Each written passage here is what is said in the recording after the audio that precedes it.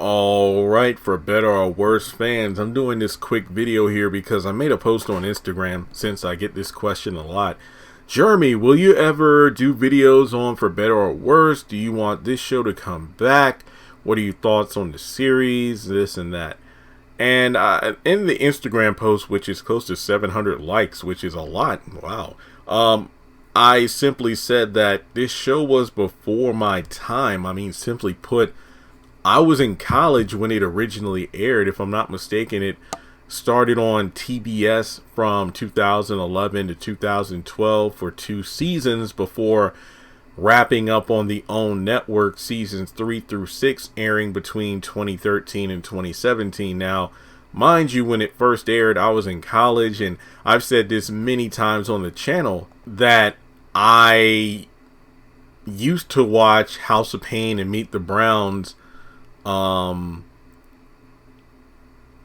religiously. Like, remember, obviously I was in school when those movies, or excuse me, those television series were on the air, and I was in that household where my parents would wake up early and be out the door for work by like 6 o'clock to 6:45, and my sister and I had to be ready to catch the bus when it came at like 7:20, 7:25, and neither one of us had a car at the time, so we weren't driving to school, so we had to catch the bus. And if you missed the bus, you know, maybe y'all have parents like this too. If you missed the bus, you missed the bus, and we ain't getting off work to carry you to school. So House of Pain and Meet the Browns, it got to the point where they would show 3 hours of repeats before giving us the new episode at like 9:30, 10 o'clock, 10:30.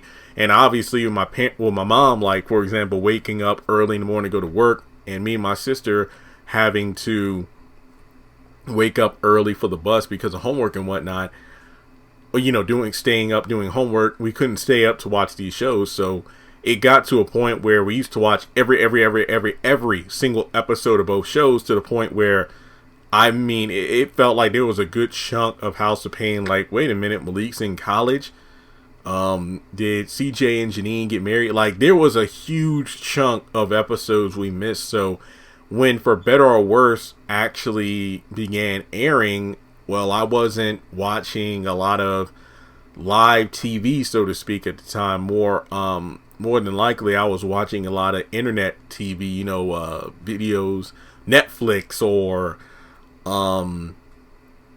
YouTube stuff. I wasn't really watching cable like TBS and whatnot. So For Better or Worse went completely under the radar. It wasn't until the Haves and the Have-Nots in 2013 when I actually began watching Tyler Perry shows a bit more on a regular basis. So to be completely honest, there's only been a handful of episodes I watched, which were the episodes where Bobby Christina was a character for a short time on For Better or Worse, and then I just kind of fell out of the series. Now, I've watched a few clips on YouTube, but that's about it. My mom told me, I can't remember what my mom said. I can't remember. She said she actually liked the show, or she wasn't crazy about it. It was one or the other. I'm well aware that the show is essentially based on, or is essentially like a spinoff of the Why Did I Get Married movies and whatnot. Which, I mean, let's be honest here, given the fact that I do believe Tyler Perry announced a third one in the franchise, a lot of people said that they didn't like how For Better or Worse ended. Could the ending be touched upon in this upcoming Why Did I Get Married Again? I think that was the name of the movie. So for the people who say you should check it out, will you ever review it? I just looked it up. This series is 162 episodes. I will probably never say never, but let me just put it this way.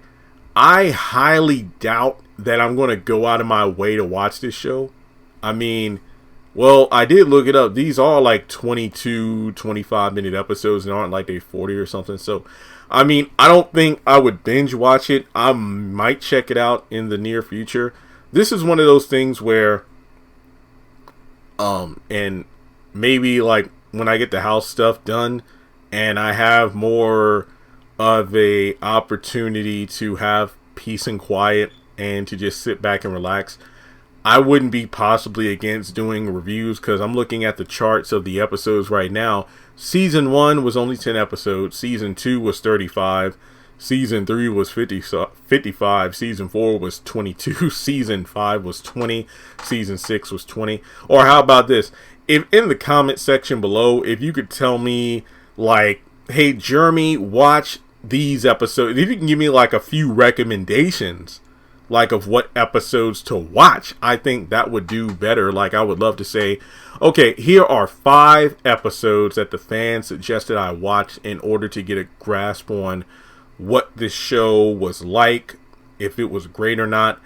An even better question would be, which network did it better? Was the show better on TBS or was it better on OWN? You know, there's just a lot of things to consider there. But yeah, I really don't have any thoughts on the show because I haven't really watched the show. But what do you think? Is it one of Tyler's best piece of works, or do you think that his shows today are better?